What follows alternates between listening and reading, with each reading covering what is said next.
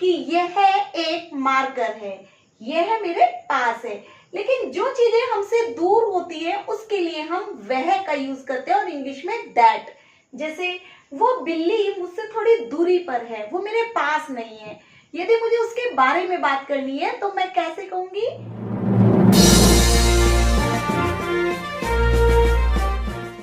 Hello everyone, rudimental studies पर आप सभी का एक बार फिर से स्वागत है। आज हम अपनी इंग्लिश लैंग्वेज की क्लास में पढ़ने जा रहे हैं use of this and that. This का मीनिंग होता है यह एंड दैट का मीनिंग होता है वह।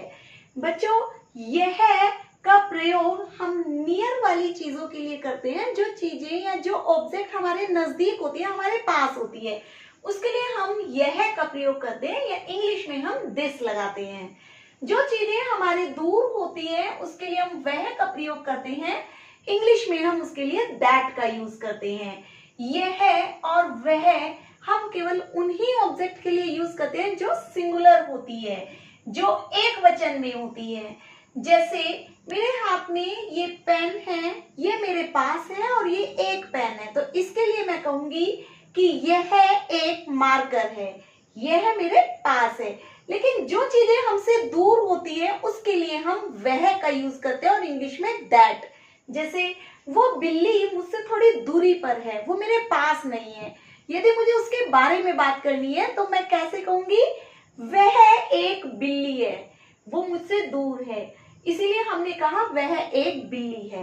That is a cat. इन्हीं सब चीजों को हम एक बार सेंटेंस के हाल से देखते हैं।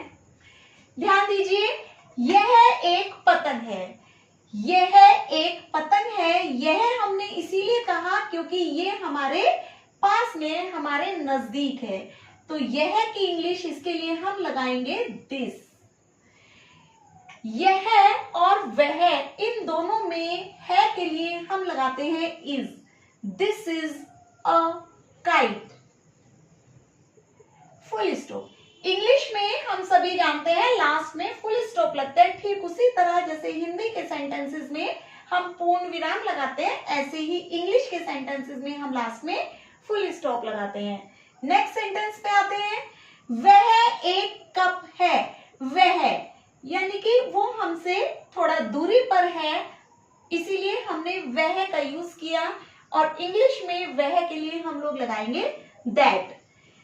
अभी अभी हमने जाना कि दिस और दैट के साथ है की इंग्लिश हम लोग इज लगाते हैं, तो यहां हो जाएगा दैट इज अ कप की इंग्लिश कप ही होती है, that is a cup. Next है यह गुब्बारा हमारे नजदीक है, इसीलिए हमने कहा यह एक गुब्बारा है। इसके लिए यह की इंग्लिश हम लगाएंगे दिस, है के लिए हम लगाएंगे इज, अ गुब्बारे की होती है बलून। आई होप आप लोगों को समझ में आ रहा है। एक और सेंटेंस हम देखते हैं। वह एक बिल्ली है, वह वो हमसे दूर है, इसलिए हमने उसके लिए कहा वह, और वह की इंग्लिश होती है दैट। हर की इंग्लिश होती है is a cat, that is a cat. Again full stop लगाएंगे।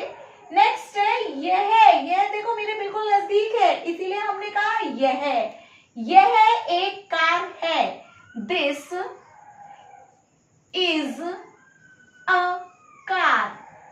Full stop. वह एक पेड़ है। बच्चों, आई होप अब तक आप लोग समझ गए होंगे कि दिस एंड दैट का यूज कैसे किया जाना है।